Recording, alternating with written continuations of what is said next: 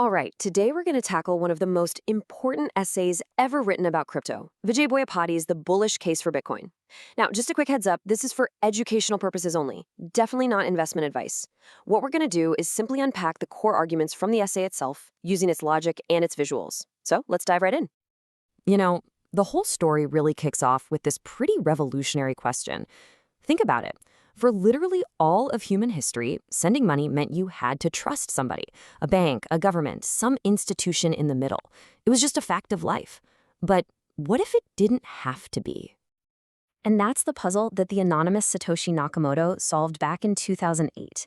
The result was Bitcoin, a system that lets us send value peer-to-peer with no one's permission. I mean, this was a massive breakthrough in computer science, and it created something the world had never seen before. A truly scarce digital good. Now, to really understand the case for Bitcoin, we have to go way back. The author argues that Bitcoin isn't just some weird new tech. It's actually the newest competitor in a very, very old race to find the best possible money. It all started with barter, right? Which, let's be honest, was a total pain. So, to make life easier, society started using collectibles, things like rare seashells.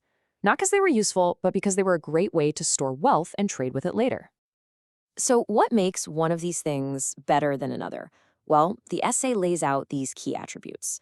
Some are obvious, right? It has to be durable, easy to carry around. Others are about the economics. It has to be scarce and easy to prove it's the real deal. And there's a new one that's become super important in our digital world, censorship resistance. This wasn't just theoretical. For thousands of years, different forms of money battled it out, and the one with the best attributes always won. For most of history, that was gold. Its dominance in the 19th century wasn't an accident. It helped unleash a huge boom in global trade. And that brings us to right now. The essay frames Bitcoin as the new kid on the block, stepping into this ancient arena to compete head-to-head with gold, and of course, the government-issued money we use every day. Okay, now this scorecard from the essay, this is really the heart of the entire argument. It grades Bitcoin, gold, and fiat money on all those key attributes we just talked about. I'll let you take a look, but you can probably already see where Bitcoin's major strengths are. Let's break down a couple of the biggest matchups. First up, portability. And honestly, this one isn't even a fair fight.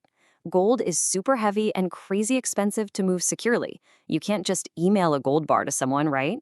But Bitcoin, it's just information. You can zip millions of dollars worth across the planet in minutes. Then there's scarcity, and this might be the most powerful point of all. Fiat currencies like the dollar or the euro can basically be printed into infinity by central banks. There's no hard limit. Bitcoin is the exact opposite. It has an absolute, mathematically enforced scarcity. There will only ever be 21 million of them. End of story. And finally, let's talk about censorship resistance. Gold is physical. It can be seized. Your bank account can be frozen with a few keystrokes. But Bitcoin is different. It's a decentralized network. No single person or company can stop a transaction. It's permissionless, and that's a quality that's becoming a really big deal in our digital age. Okay, so if Bitcoin scores so well, you might be asking, why is it so ridiculously volatile? The essay argues that this volatility isn't a bug. It's actually a feature of its journey toward becoming real money. See, anything that becomes money goes through these 4 stages. It starts as just a collectible. Then, if it's good enough, it becomes a store of value.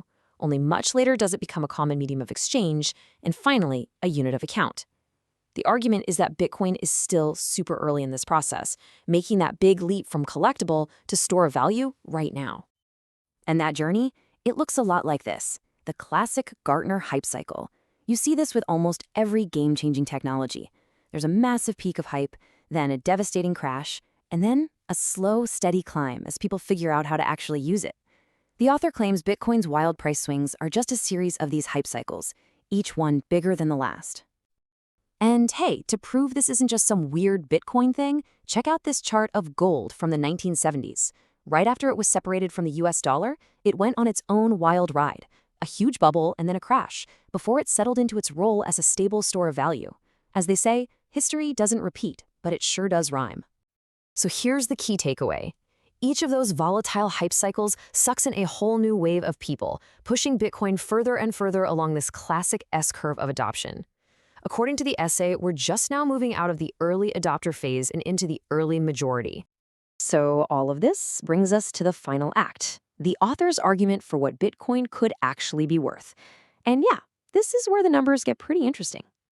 A key idea here is the monetary premium. The value of something like gold doesn't just come from its industrial uses. It comes from the extra value people give it simply because they trust it as money. That's the premium. As you can see, most of gold's value is that premium. The author argues that Bitcoin is the first asset in history designed to have a 100% monetary premium. So what if Bitcoin actually succeeds? What if it just matches the total market value of all the gold in the world, held as a store of value? If that happened, the author calculates that a single Bitcoin would be worth around $380,000. Now, that's not a prediction. It's just a valuation based on it successfully competing with gold. But if you want an even bigger vision, just listen to Hal Finney. He was a computer science legend and the very first person to ever receive a Bitcoin transaction from Satoshi. Way back in 2009, he ran a thought experiment. If Bitcoin became the world's dominant money, he calculated it could be worth an incredible $10 million per coin. Of course, we can't just look at the upside. A real case has to consider the risks.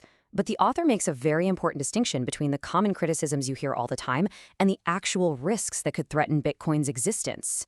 So on the left, you've got what the essay calls misconceptions. Things like, it's a bubble or it's too volatile. The argument is that these just miss the point about how monetization works. But on the right, these are the real threats. A catastrophic bug in the code, a globally coordinated shutdown of all exchanges by governments, or a loss of its fungibility. These, the author says, are the serious challenges to keep an eye on. And all of this leads us to the final, really powerful question at the core of this whole argument. As our world gets more digital, more global, more interconnected, does it make sense that we'll eventually need a form of money that's also global? One that isn't controlled by any single country? That right there is the ultimate bullish case for Bitcoin.